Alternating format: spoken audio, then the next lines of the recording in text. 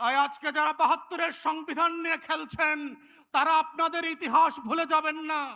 পঞ্চম সংশোধনী ফিরায় নিয়ে আসার যে রাজনীতি আপনারা প্রস্তাব করেছেন, এইটা ৭২-এর সংবিধানে যায় না। ৭২-এর সংবিধান মোতাবেক শেখ মুজিবুর রহমান এখনো জাতির জনক, এখনো স্বাধীনতার ঘোষক। তাহলে ২৬শে মার্চে স্বাধীনতার ঘোষণাপত্রের দিন আপনারা কেন শেখ মুজিবের কবরে ফুল দিতে গেলেন না? সেই প্রশ্নগুলো আপনাদেরকে করতে হবে। তাই আমরা মনে করিয়ে দিতে চাই, বাংলাদেশে বর্তমান সরকার এবং সংবিধানের একমাত্র লেজিটিমেসি হচ্ছে ২৪-এর গণ অভ্যুত্থান, ৭২-এর সংবিধান না।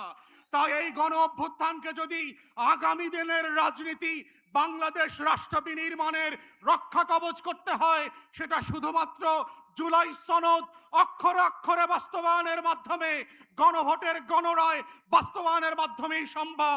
৭২-এর নাটক দিয়ে সম্ভব হবে না। সবাইকে সেই আহ্বান জানিয়ে আমার বক্তব্য এখানেই শেষ করছি। আসসালামু আলাইকুম।